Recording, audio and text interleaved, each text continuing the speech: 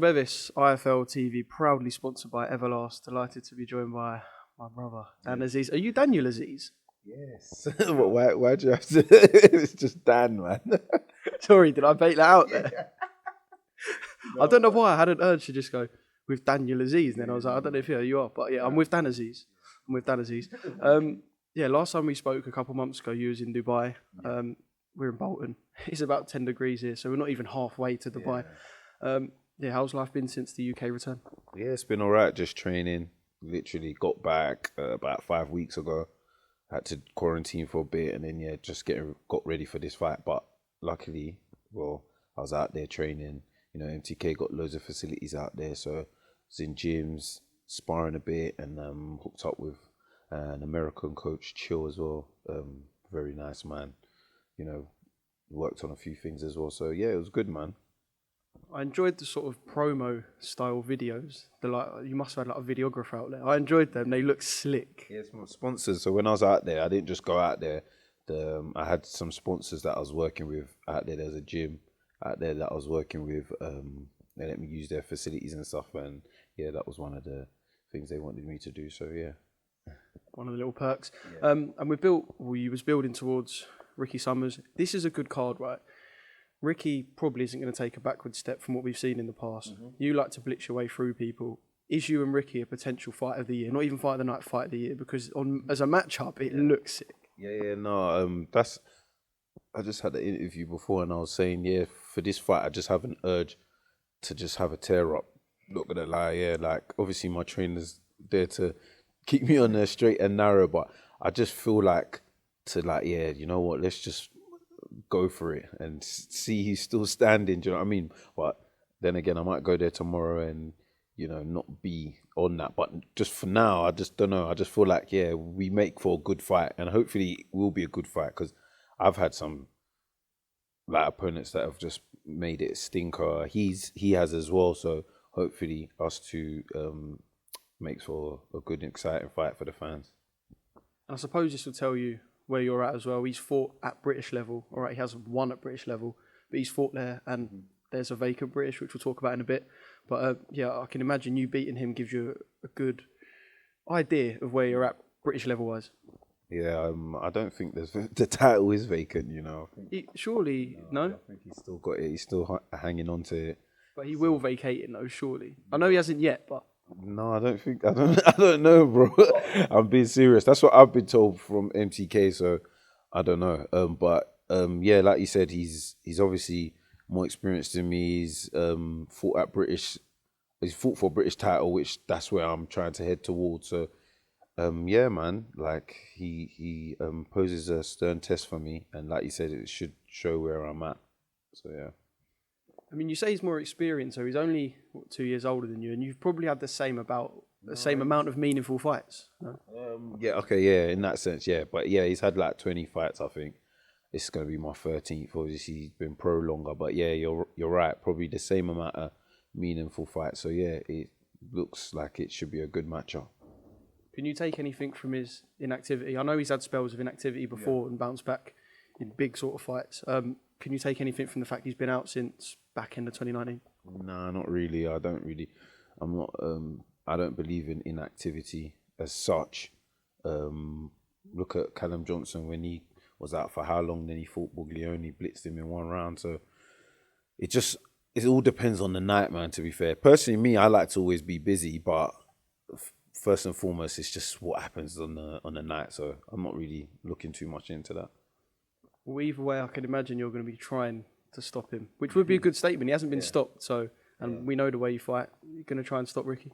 Yeah, I guess so. Like, you know, I don't want it to go the full distance. I'm always happy when it's like, you know, before the final bell goes. So yeah, I guess, and I'm sure he's probably thinking the same thing. Like, I ain't been stopped, he ain't been stopped, and we'll see how it goes, man.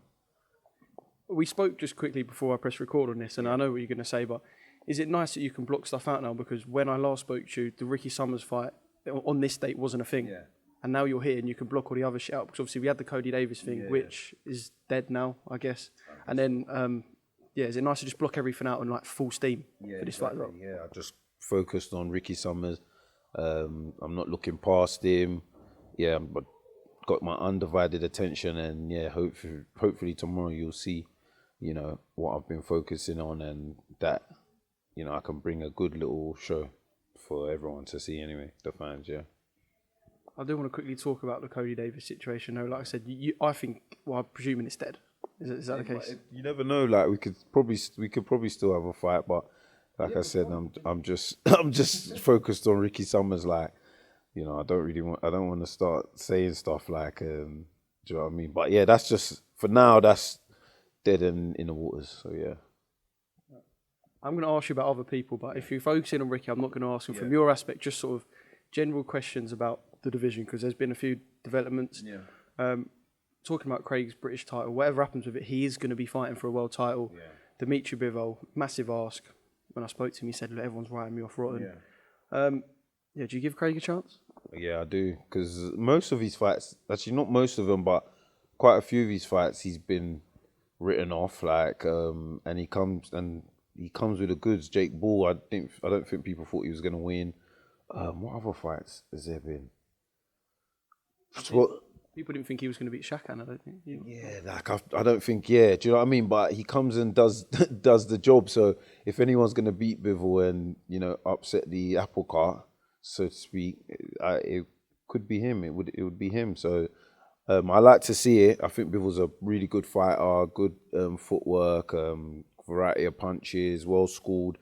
But I like to see how he deals with like someone like Craig, who's tall, rangy. Yeah, and I know Craig's gonna go in there being respectful. So I personally don't think it's gonna be that easy for Bivol to, you know, get him. But we'll see how it goes, man. I wish him all the best. He's a Brit, even though he's someone that holds a title that, you know, I'd eventually like to hold. You know, he's a Brit, so I'm gonna get behind him, and hopefully he can bring the world title back to England. Do you know what I mean? All them Russians, they're just got all the titles or whatnot. So, and the Americans, so it'll be good to have London have one of the world titles. Do you know what I mean? I know what you mean. It's very sort of Eastern European based. But to be fair, Joe Smith Jr., did you watch that at the weekend? That was a sick fight. It was a sick fight. Watch it tonight. Yeah. It'll get you in the mood. It probably will get you in the mood, you know. I heard it was a slugfest still. I watched Joe Smith first Bivol though. So yeah. If he can do the job, that would be wicked. Hopefully, you know, maybe he could get a world title and mix it up with a domestic fighter. You know what I mean? Oh, really? Oh, really? We're really short of domestic boys, are we? Callum Johnson signed with Frank as well. I think they're trying to do sort of the, like they done with Deborah and Joyce, like put Johnson and Yarde on a warpath together, I suppose. Yeah, good to see him back in the mix, Callum. Yeah, no, it is. I think he's number one in Britain, to be fair. On paper, yeah. I think he's just on paper, like he had the British, had the Commonwealth, boxed them for world title. Obviously come up short, but he dropped Beterbiev. And yeah, on paper, I just think he's number one. So it's good to have him back and see maybe him and Yarde, because him and Yarde, they both fought for world titles against Russians, lost. So it'd be good maybe to get them to have a fight and see where it goes from there. These fucking Russians, man. Done us dirty, didn't they? Done us dirty. Do you know what I'm saying? Like you need to fight one and get revenge for us, you know. If Craig don't, which fingers crossed he does. No, everyone needs to get behind him, man, and just give him all that positive energy because he's got a tough task ahead of him. So yeah, man. It's not so, isn't it? Because he can go from the British to a world title. I think Callum Johnson done the same. Yeah. I'm not sure it's going to happen, but I wouldn't be surprised to see Lyndon Arthur do the same. Yeah. You ain't far off British level, yeah? And if you get a win at British, it's quite a high level. Like domestically, it's at such a high level. Yeah.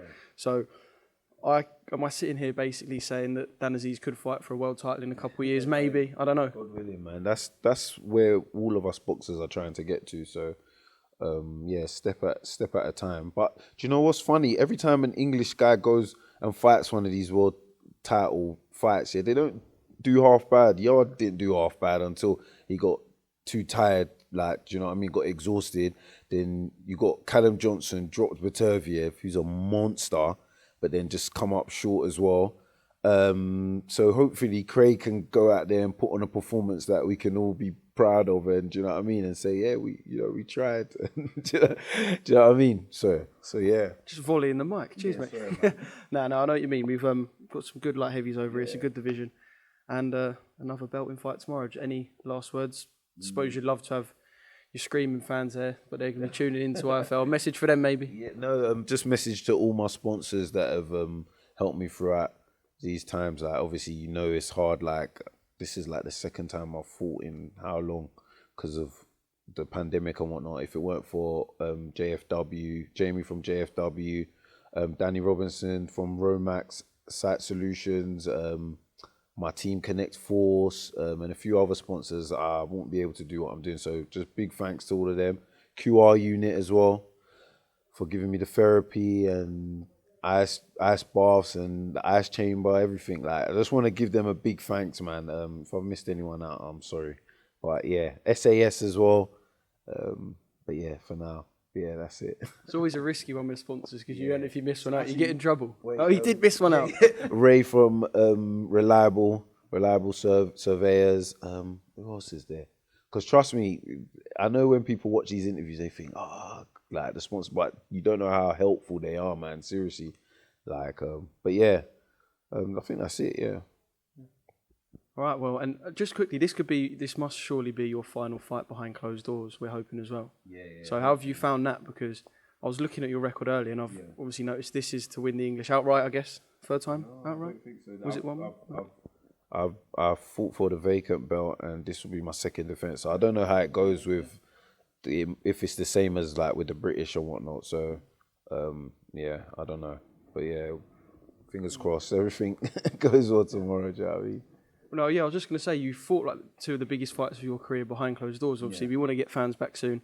And when you said about like sponsors and that, obviously the first ever show I done with IFL, you were leaving leaflets on the seats after your fight. Yeah. And that was the first time I met you. I was trying to get the sponsors, man. That's what you got to do, man. And now you got them. Do you know what I mean? And bloody 12 fights in, like, so it's hard, like, do you know what I mean? It's my 12th fight in. I think that was your 6th fight. Yes, you know what I mean, and I was proper still trying to get the sponsors. It worked to an extent where it got me out there, but I still didn't get the sponsors. But yeah, now I'm there. Thank God they're flying through, and yeah, I'm doing all right. One day when you're world champion, I'm going to get you to sign it, and I'm going to auction it. So. Yeah, have you still got the leaflet? Well, it was because it was Michael Elliott's debut, so I've got the ticket. So if I've got the leaflet, I don't know, but I've definitely got the ticket. But yeah. Cool. Anyway, I can sign the ticket. You can give me all the sort of things that I can sell on eBay to make me rich when you're world champ. Sweet. Yeah, Dan, top man, thanks for jumping on, and I will speak to you tomorrow. Thank you very much. Cheers, Oscar BEVIS from IFL TV. Big up Everlast, Sports Direct, and MTK.